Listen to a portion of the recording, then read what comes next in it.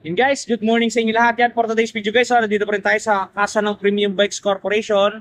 At dito sa video na to guys, pagtatransact tayo ng release ang pinakabago nating si Honda Click 125 version 5. Dito sa video to guys, pag-uusapan natin yung actual activation niya, kung anong ma-inclusion niya, kung anong sound check niya at kung magkanong price niya.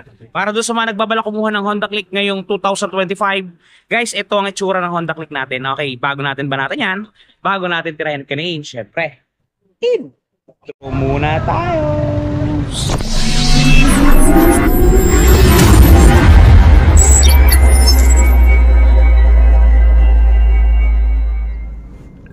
Ayun guys, simulan na natin ang ating pag-activate syempre sa pag-a-activate ng ating baterya. Yan, dito matatagpuan yan sa may bandang footboard ng ating motor.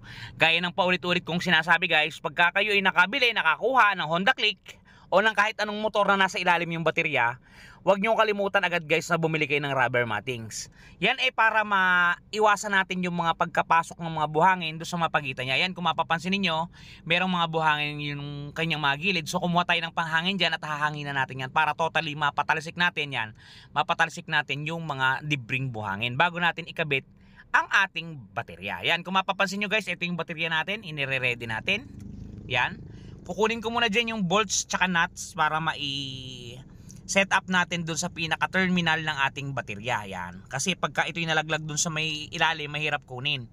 Yan, kung mapapansin niyo, ito yung ating mga terminals. Yan, lagay natin sa ating palad. Yan.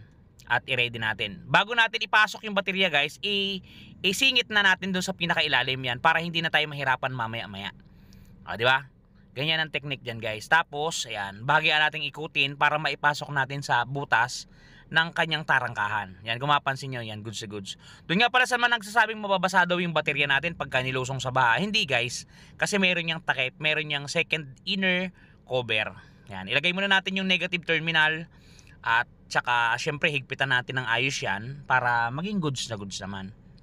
Yan, pagkatapos yan, isunod agad natin yung positive para totally ma-activate na agad natin ang ating unit. Yan, kung mapapansin niyo. Sunod-sunod lang yan para maganda ang galawan. Yan, wag niyo kakalimutan yan ha. Baka magkasabitan silang dalawang wire. Kaya dapat silipin yung maigi kung saan siya tatama. Yan, ilagay na natin yung positive terminal natin para magtagumpay na tayo sa ating pinaplano ngayong araw. At yung pagkakabit nga ng ating battery. Yan, all in all, nakakabit na talaga yung ating mga terminal sa mga tamang lalagyan. So, ito, kunin natin yung takip niya, yung sinasabi ko kanina sa inyo, yung second inner cover yan. Hindi papasukin guys ng tubig yan kasi walang butas yan. May pre na yan, fuse sa loob kung mapapansin nyo yan. So, itaklob lang natin ito at syempre, pag inilagay nyo to, make sure nyo na wala siyang sasabitan. Tapos, pektosan nyo siya para lumapat siya ng magandang pagkakalapat. Yan. Tapos isushoot nyo lang yung kulay pula doon sa pinaka lagayan niya para maganda yung ating pagkakapasok. Diyan mapapansin niyo diyan, medyo nahihirapan pa ako magpapasok diyan. Gawa ng ayaw tumugma, pero talagang mai-check-tempo rin natin pagka talaga namang nakatutok na siya. Yan. Ayusin niyo lang yung line up niya para maganda yung pagkakakabit natin ng ating baterya. Yan, kung mapapansin niyo. Medyo nagtagal tayo dito sa portion na to, pero ganyan talaga dapat. Sa mga may-ari ng Click dyan na check nyo yung mga pagkaka-activate ng ganito ninyo kung ayos ba. Tapos dito, popokpokin yan guys ng matindi para lumapat siya. Yan, meron yung isang nut dyan, positive screw. Higpitan nyo yan ng kagandahan. Huwag naman sobra yung kasarapan ng hindi matatanggal. All in all yan guys, sinasabi ko guys. Ganyan na magiging itsura niyan pag walang rubber matting. Makakapasok yung dumi doon sa mga singit-singit niya. So dapat lagyan nyo ng rubber matting. Ito guys, try natin kung na-activate natin ng tama yung ating unit. Para ma-check natin kung mali, para mabalikan agad natin. Yan. So, kasi niyo tama naman siya. Talagang gumagana siya. At goods na goods siya.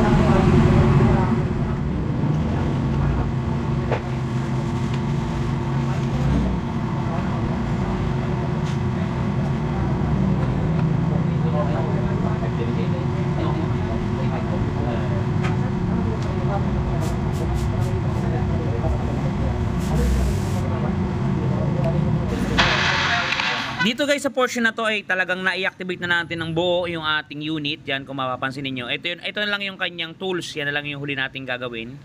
So ilalagay natin yan dito sa kanyang tarangkahan.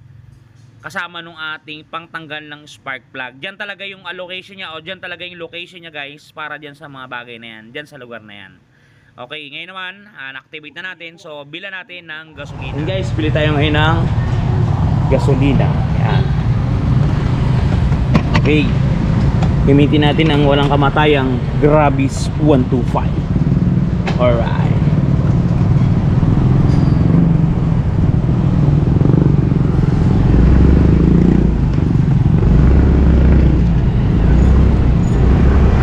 Guys, bili tayo ng gasolina. Malapit lang naman yung bilihan dito ng gasoline.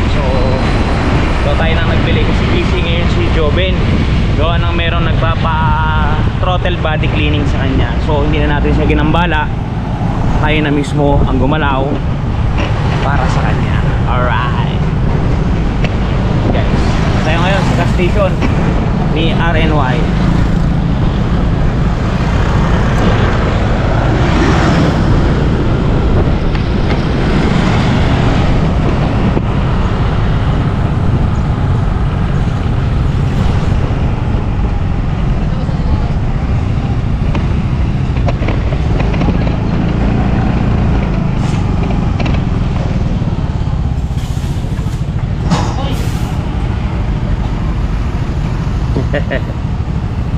$70 boss, 70,000 para si Boca Premium Bikes. Wala ka ba si shoutout yan? Shoutout sa mga taga-RNY. Hindi no? Boss 70 Premium Bikes. Yan sa Pogi kong cashier. Parang may bago tayo dito tropa. Yan sa Pogi kong cashier. Boss? Tropang Ito yung pinakamalupit nating cashier dito boss. Hindi kita pakita natin. Walang kasing bait, puro bait. You know, panis. Guys, 70 yung ating binili. Sa sobrang galit na nahimik na lang. Yan guys, yan yung ating walang kamatayang Grabis. 70,000 para sa release natin. Kulay pula nga pala yung gasolina natin guys, kasi wala ditong ibinibentang green. Diba boss, wala kayong green? Sira ang green dito. Oo, sira ang green. So premium tayo. Wala. Then isukli natin, ito yung resibo. Alright. Ayan mga tropa natin. Lagi. Yan. So, tara na. Okay. Bye boss. Yun guys, balik na tayo sa branch. Kabili na tayo ng ating gusto. Which is yung ating gasolina. Yun. Yan. Malapit na tayo sa branch. Yan o. Steep diba? Madali lang kami malocate dito guys yan. Ito highway to ng Pag-asa. So dire-diretsuin mo lang yan. Dinire-diretso mo yan. Maya makikita mo na rin.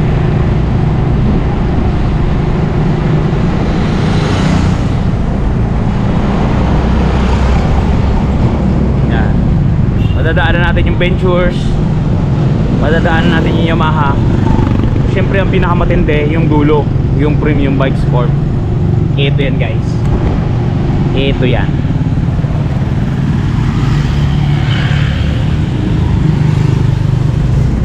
Yeah, dito tayo. Ayan yung service natin guys. So, yan lang muna siya sa gilid at wala tayong maparkingan sa harapan. Yun, nandito na tayo. So ngayon, barin natin helmet at buti natin ang susi. Siyempre, dali natin ang gasolina.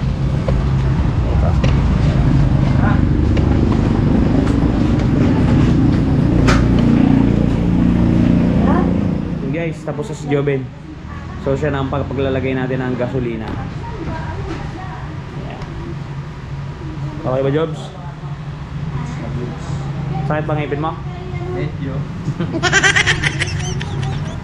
Ayan guys, oh. Pula yan ha. Wala kasing green, sira daw. So pandarin natin.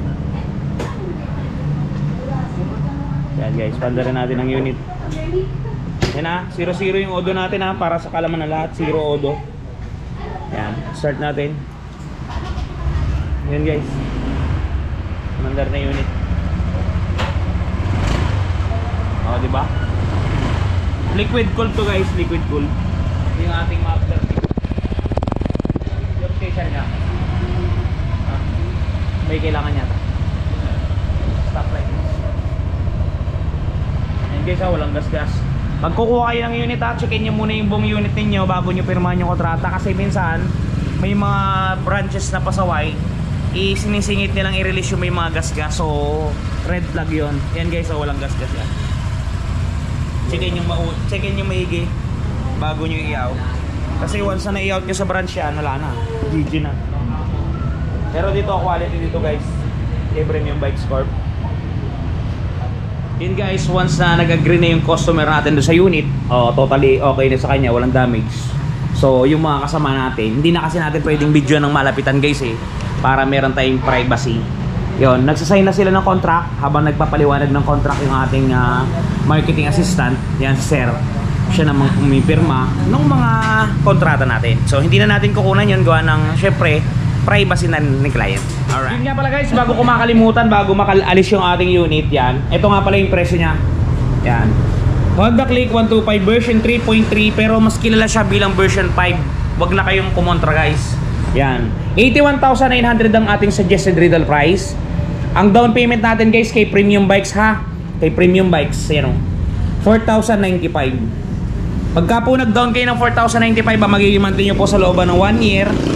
Ito po ang 1 year 8,550. Pagka po 2 taon 5,012. Pagka 3 taon naman 3,853. Yan guys, screenshot nyo yung presyo natin para pagkuha nyo alam na ninyo ang galawan. Yan guys, napakaganda. Yan guys, sa mga gustong kumuha niya na meron tayong online application na nakalagay dyan sa description box. I-click nyo lang at mag-fill up kayo ng form. May mag-a-assist naman sa inyo dyan na sales associate ng BPI.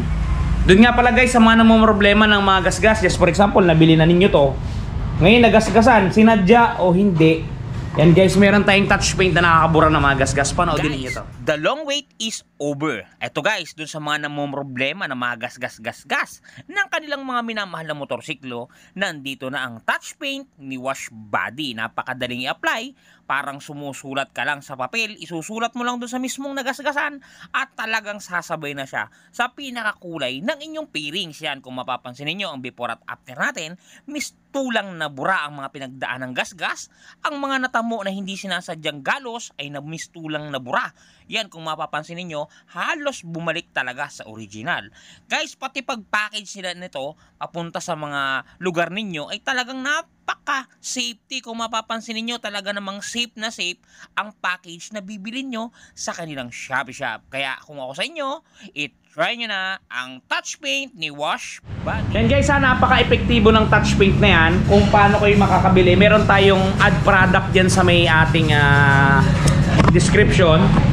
Piliin nyo na lang kung anong motor yung lalapatan ninyo ng gasgas. Lahat ng available na motor na binibenta natin guys, meron dyan. Kahit alin na nagasgasan dyan, meron. So, mamili na lang kayo kung alin yung gusto ninyong takpan ng gasgas. Okay guys, sana nakatulong sa inyo yung video na to. Ingat kayo palagi at palagi po kayong magpapakasaya. Si Ron TV. Shoes!